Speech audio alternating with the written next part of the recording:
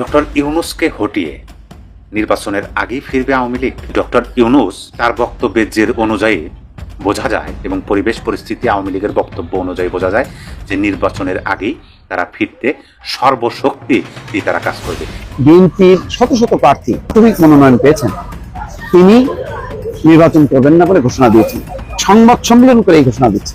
জুলাই ঐক্যের ব্যানারে ভারতীয় হাইকমিশনে তারা লং মার্চ করবে। রাজধানীর রামপুরা ব্রিজ, সেখানে তারা সমবেত হবে। সেখান থেকে তারা ভারতীয় হাইকমিশন যে আছে বাংলাদেশের ঢাকায় অবস্থিত, সেখানে লং মার্চ কর্মসূচি ঘোষণা করবে। আমি যতটুকু শুনেছি, যে তথ্য পেয়েছি, এখানে একটা বিশাল মেসাকার করার পরিকল্পনা আছে। উদ্দেশ্য একটাই, কি উদ্দেশ্য আমি সেটা বলবো।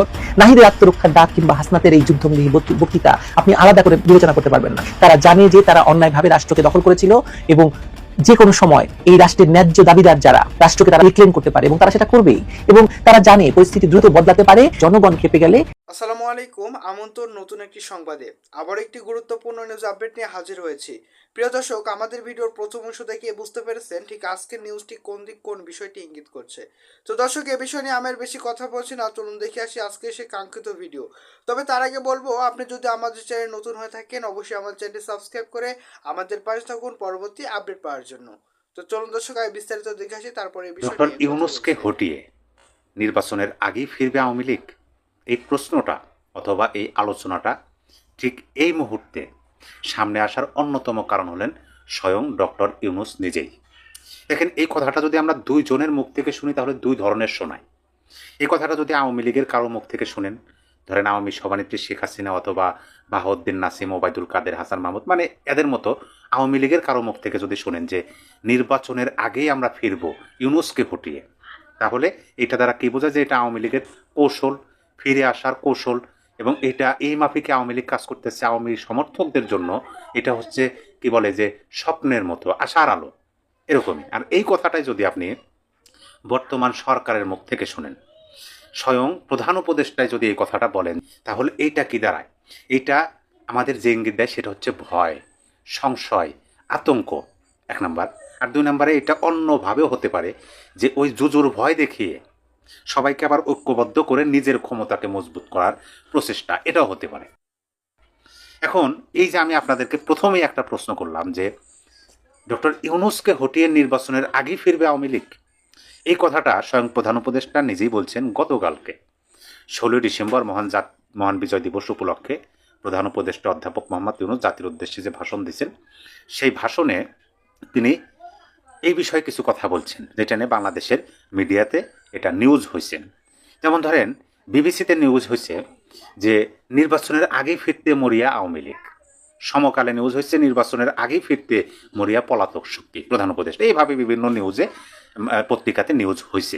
ওই যে মূল একটাই অভিযোগ বিভিন্নভাবে তোলা হইতেছে। প্রধান উপদেষ্টার বক্তব্য হয়তো বা আপনারাও শুনছেন যে এই যে ওসমান হাদির উপর যে হামলা হয়েছে, সেইটাও আওয়ামী লীগের উপর, মানে অভিযোগটা দেওয়া হইতেছে যে আওয়ামী লীগ তৎপরতা, দেশের মধ্যে বিশৃঙ্খল সৃষ্টি করার জন্য, বিশৃঙ্খলা, এরকম বাংলাদেশের রাজনীতিতে অভিযোগ থাকবে। এটা বাংলাদেশের মানুষ স্বাভাবিকভাবেই নেয় এবং নিচ্ছে।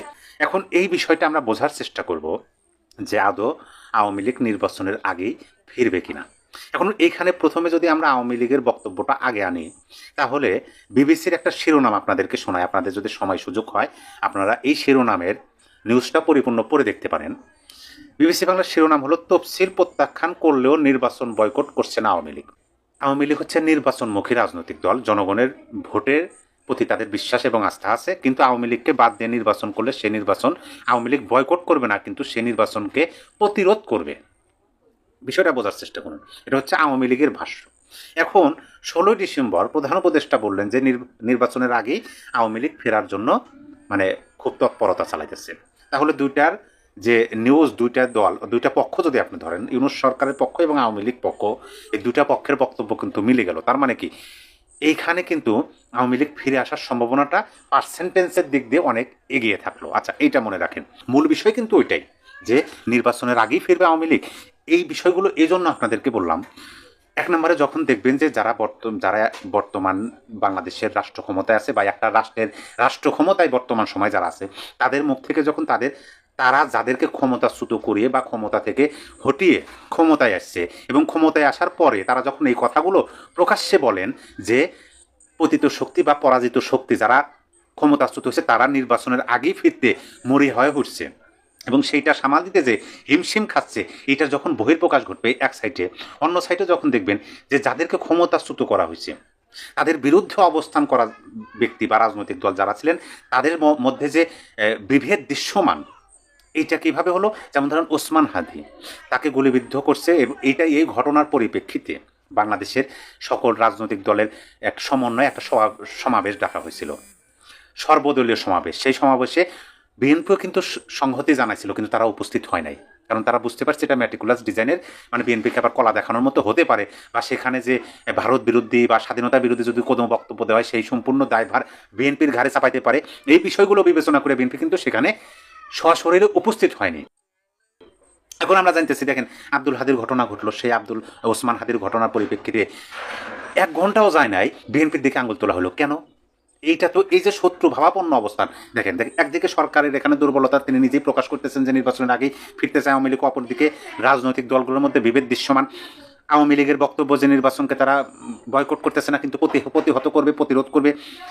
এবং দেশের মধ্যে মহান বিজয় দিবসে বিজয়ের বিপক্ষে যারা মানে পরাজিত হয়েছিল, পরাজিতরা যখন বিজয় দিবস উদযাপন করে, তখন দেশের মানুষের মনের মধ্যে যে প্রশ্নের উদয় হয়, দেশের মানুষের মনের মধ্যে যে মানে সংশয় উদয় হয়, এবং স্বাধীনতা মুক্তিযুদ্ধের পক্ষে যারা বিজয় অর্জন করছিল তাদের অনুপস্থিতি যখন দেশের মানুষ বুঝতে শুরু করে, তখন কিন্তু এটা খুবই স্পষ্টভাবেই বোঝা যায় যে আর বেশি দেরি নাই। পরিবেশ পরিস্থিতি দেখে মনে হয় যে হ্যাঁ, প্রধান উপদেষ্টা যেটা বলছেন তিনি তো না বুঝে বলেন নাই, বা তিনি কোনো কি বলে তথ্য ছাড়া তো এই কথাগুলো বলেন না, হয়তো বা তিনি তথ্য ছাড়া কথা বলছেন, হয়তো বা তিনি ম্যাটিকুলাস ডিজাইনের অংশ হিসেবে কথা বলছেন, যে দলটাকে আরও একটু কোণঠাসা করে রাখার জন্য এরকম বয়ান চলে যাই হোক। কিন্তু পরিবেশ পরিস্থিতি দেখে আমার ছোট বিদ্যা বুদ্ধিতে আমি যতটুকু বুঝতেছি যে ডক্টর ইউনূস তার বক্তব্যের যে অনুযায়ী বোঝা যায়, এবং পরিবেশ পরিস্থিতি আওয়ামী লীগের বক্তব্য অনুযায়ী বোঝা যায় যে নির্বাচনের আগেই তারা ফিরতে সর্বশক্তি দিয়ে তারা কাজ করবে। এটার আওয়ামী লীগের জন্য আরেকটু সহজ হয়ে গেছে। এই জন্য সহজ হয়েছে সেটা আপনাদেরকে বলি যে বাংলাদেশের রাজনীতিটা হলো এমন রাজনীতি, শত্রু আমার বন্ধু, এই বিষয়টা কিন্তু খুব ভালোভাবে কাজ করে। শত্রু আমার বন্ধু মানে হলো কি, যেমন ধরেন বর্তমান সরকার আওয়ামী লীগের শত্রু, বা আওয়ামী লীগ বর্তমান সরকারের শত্রু, এবং পাশাপাশি বর্তমান সরকারের উপদেষ্টাদের মুখ থেকে যে সমস্ত বক্তব্য বের হয়েছে ভারত বিদ্বেষের বক্তব্য, এবং বর্তমান সরকারের নিয়োগকর্তারা যেভাবে বর্তমানেও ভারতকে ভেঙে টুকরো করে দেওয়ার কথা বলতেছে, যেমন হাসনাত আবদুল্লাহর বক্তব্য, কিন্তু সে বিষয়ে আমি একটা ভিডিও দিচ্ছি। তিনি বলছেন যে ভারতের 7 সিস্টার্সে যে উগ্রবাদী আছে, বিচ্ছিন্নতাবাদী আছে, যারা আলাদা হতে চায়, তাদেরকে নাকি হাসনাত আবদুল্লাহরা আশ্রয় দেবেন, এবং সেই আশ্রয়ের মাধ্যমে তাদেরকে সহযোগিতা করে ভারতের 7 সিস্টার বা 7টা রাজ্য তারা ভেঙে টুকরো করে দেবেন, এই ধরনের বক্তব্য।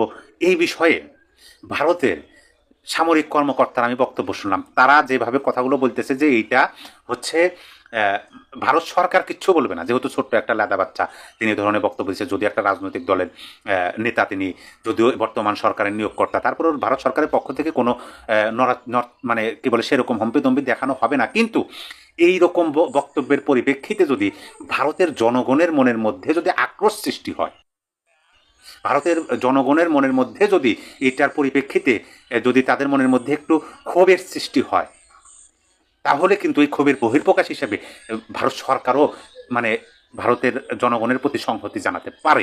এই ধরনের বক্তব্য কিন্তু তারা দিচ্ছে। এখন আমরা তো এইটা খুব ভালোভাবেই জানি, খুব স্পষ্টভাবেই জানি যে আওয়ামী লীগকে খুবই ভালোভাবে আশ্রয় এবং প্রশ্রয় দিয়ে আসতেছেন গত 16 মাস ধরে ভারত, এবং বাংলাদেশে আওয়ামী লীগবিহীন বাংলাদেশে ভারত বিরোধী যে একটা বিদ্বেষ সৃষ্টি হয়েছে, সেটার পরিপ্রেক্ষিতে কি এখন ভারতেরও শত্রু? ভারত তো স্পষ্টভাবেই বলছে যে বর্তমান সরকারের সাথে ভারতের সুসম্পর্ক স্থাপন করা কোনোভাবেই সম্ভব না। এই জন্য সম্ভব না যে নির্বাচিত গণতান্ত্রিক সরকার ছাড়া কারোর সাথে ভালো সুসম্পর্ক করতে পারে না, এটা কিন্তু স্পষ্ট ভাষায় বলছে এইটা। আর অন্যভাবে দেখেন, যখন আপনি অভ্যন্তরীণ বিষয় দেখবেন যে রাজনৈতিক দলগুলোর মধ্যে বিএনপির সাথে যেমন ধরেন এই জামাত ইসলাম, তারা একে অপরের সাথে কিন্তু জড়িয়ে ছিল, একজন আর একজনকে ছায়া দিচ্ছে, সুরক্ষা প্রদান করছে। কিন্তু যখনই আওয়ামী লীগ ক্ষমতাচ্যুত হলো বা আওয়ামী লীগকে বাংলাদেশ থেকে তারা হঠাৎ সক্ষম হলো, তখন কিন্তু তাদের আসল রূপটা বের হয়ে আসলো। জামাত ইসলাম কিন্তু মানে হঠাৎ করে 5ই আগস্ট ক্ষমতাচ্যুত হলো, তার পরের বক্তব্য জামাত ইসলামের আমির বিএনপির সাথে উঠে পড়ে লাগলো। তার মানে কি, এতদিন জামাতে ইসলাম বিএনপির সাথে ছিল তাদের পিঠ বাঁচানোর জন্য বা আওয়ামী লীগের হাত থেকে বাঁচানোর জন্য, অথবা ওই যে শত্রু বন্ধু, মানে যখন দুজনে জামাত ইসলাম এবং বিএনপি বা অন্য রাজনৈতিক যখন সবারই শত্রু আওয়ামী লীগ, তখন তারা একত্রিত ছিল। যখন শত্রুকে তারা পরাজিত করতে পারছে বা হটাইতে পারছে, তখন কিন্তু তাদের মনের এজেন্ডা বাস্তবায়ন হয়েছে। এখানে কিন্তু স্পষ্ট হলো যে শত্রু বন্ধু। এখন এইটা যে পুনরায় অ্যাপ্লাই হবে না বাংলাদেশের রাজনীতিতে, সেটা আপনি কিভাবে বলবেন? কোনোভাবেই বলা যায় না। সকল পরিবেশ পরিস্থিতি দেখে আওয়ামী লীগের বক্তব্য, প্রধান উপদেষ্টার বক্তব্য, বর্তমান বাংলাদেশের রাজনৈতিক পরিবেশ পরিস্থিতি এবং বিজয় দিবস যেভাবে পরাজিতরা উদযাপন করল, সকল কিছু বিচার বিবেচনা করে আপনার কাছে কি মনে হয়? দর্শক, একটা খবর দেখে খুবই অবাক হয়ে গেলাম। যেখানে বিএনপির শত শত প্রার্থী, সেখানে একজন প্রার্থী প্রাথমিক মনোনয়ন পেয়েছেন, তিনি নির্বাচন করবেন না বলে ঘোষণা দিয়েছেন। এটা খুবই অ্যালার্মিং। তার মানে বোঝা যাচ্ছে যে বিএনপির প্রার্থী সিলেকশনে বেশ কিছু হয়তো ভুল আছে, অনেকটা ভুল আছে। আমি বারবার বলছি যে এটা কিন্তু সংশোধন করা দরকার। যে এই প্রাথমিক প্রার্থী তালিকা ঘোষণা করা হয়েছে, সেখানে সত্যিকার অর্থে যারা ত্যাগী, যারা ডেডিকেটেড, যারা কোনো ঝড়ে তারা মানে নড়বে না, এইরকম নেতা কর্মী অসংখ্য বিএনপি, তাদেরকে মনোনয়ন দেওয়া উচিত ছিল। এই যে দেখেন, একটা মান সম্মানের ব্যাপার, ইজ্জতের ব্যাপার, যে নারায়ণগঞ্জ 5 আসনে একজন প্রার্থী, তিনি হচ্ছেন মাসুদুজ্জামান মাসুদ, মডেল গ্রুপের ব্যবস্থাপনা পরিচালক। বুঝলাম সে ব্যবসায়ী, বড় ব্যবসায়ী। তিনি সংবাদ সম্মেলন করে এই ঘোষণা দিচ্ছে। সংবাদ সম্মেলনটা নাও করতে পারতো, দলকে বলতে পারতো যে এই জায়গায় প্রার্থীর তালিকাটা চেঞ্জ করতে, তাহলে দলের মান সম্মান বাঁচত। এই ঘটনার মধ্য দিয়ে কি প্রমাণ হলো? প্রমাণ হলো বিএনপির হয়ে নির্বাচন করতে জন্য এখন অনেকে ইতস্তত বোধ করছে বা অপ্রস্তুত, বা তারা মানসিকভাবে প্রস্তুত না। তাহলে মানসিকভাবে প্রস্তুত না, কেমন দলের নেতা, কেমন দলের কর্মীদের যাকে বিএনপি নমিনেশন দিল, যেখানে এক একটা মানে আসনে 4-5 করে প্রতিদ্বন্দ্বী, মানে তাদের টেলিফোনে অস্থির হয়ে যাচ্ছে। সেখানে মনোনয়ন পেয়েও সে বলতেছে নির্বাচন করবে না, কারণ নিরাপত্তাজনিত কারণে, তার পরিবারের আপত্তির কারণে তিনি আর নির্বাচন করবেন না বলে আনুষ্ঠানিকভাবে প্রেস কনফারেন্স করে তিনি ঘোষণা দিচ্ছেন, যে বলছেন যে আমার ব্যক্তিগত এবং পারিবারিক নিরাপত্তাজনিত কারণে আমি নিজ থেকে নির্বাচন থেকে সরে দাঁড়ানোর সিদ্ধান্ত নিয়েছি। আমার এবং আমার পরিবারের নিরাপত্তাজনিত কিছু বিষয় আছে, নেগেটিভ পরিবেশও এর কারণ। মূলত আমার ফ্যামিলি হচ্ছে ম্যাটার। পরিবারকে যিনি এত উপরে রাখে, তার পক্ষে কি মানে দল করা সম্ভব না। যদি সম্ভব না হয়, যে দলের উপরে স্থান দিতে চায় না, তাহলে সেই রকম লোককে দেওয়া হলো। আমি খুবই অবাক হলাম বিএনপির এই যে সিলেকশনের ব্যাপারে। আরো বেশ কিছু জায়গায় দেখছি যে মানে যোগ্য প্রার্থী, তরুণ প্রার্থী, ডেডিকেটেড, এই বিষয়গুলো মানে পর্যালোচনা না করে তাদেরকে বঞ্চিত করা হয়েছে। এমন সব প্রার্থীকে দেওয়া হয়েছে যারা বয়সের ভারে নুজো, অথবা তারা অ্যাক্টিভ না, শুধু হয়তো তার টাকা পয়সা আছে, এইসব বিবেচনায় মনোনয়ন দেওয়া হয়েছে। এগুলি রিভাইভ করা দরকার। এটা তো খুবই একটা বিএনপির জন্য একটা অসম্মানজনক হয়ে গেল, একটা ধাক্কা। তিনি বলতেছেন আবার যে দলের ভারপ্রাপ্ত চেয়ারম্যান নিজ থেকে আমাকে মূল্যায়ন করে মনোনয়ন দিয়েছিলেন, কিন্তু আমার দুর্ভাগ্য যে আমি সেটা ধরে রাখতে পারলাম না। আমার অনেকটা তীরে এসে তরি ডুবানোর মতো অবস্থা। তিনি নিজের তরি ডুবলেন না, তার নিজেরটা, দলকেও কিন্তু ডুবাই দিল। এই জন্য আমি দলের ভারপ্রাপ্ত চেয়ারম্যানের কাছে ক্ষমা প্রার্থী। এই মুহূর্তে ক্ষমা চাওয়া ছাড়া আমার কিছু বলার নেই। তবে এমপি না হয়ে অন্য যে কোনো উপায়ে সমাজ এবং মানুষের জন্য অনেক কিছু করা যায়। ভাই, আপনি কিছুই করতে পারবেন না। আপনি 12টা বাজাইতেছেন দলের। এটা সে দলকে বাঁচাতে পারতো, নির্বাচন করবে না বলে দলের চেয়ারম্যানকে জানাতে পারতো, মহাসচিবকে জানাতে পারতো, তখন তারা প্রার্থীটা চেঞ্জ করে দিত। কিন্তু এইভাবে ঘোষণা দিয়ে সরে যাওয়া, এটা খুবই মানে অসম্মান এবং অপমানজনক। তাহলে বিএনপির উচিত আবার পুরো প্রার্থী তালিকা নিয়ে পুনরায় মূল্যায়ন করা, পুনরায় বসা, এবং আলটিমেটলি দলের নিবেদিত প্রাণ লোক ছাড়া অন্য কাউকে, ওই বসন্তের কোকিল, এই টাইপের লোকগুলোকে যদি দেওয়া হয় নমিনেশন, আমি জানি না কি অভ্যন্তরে কি ঘটছে, তাহলে দলের জন্য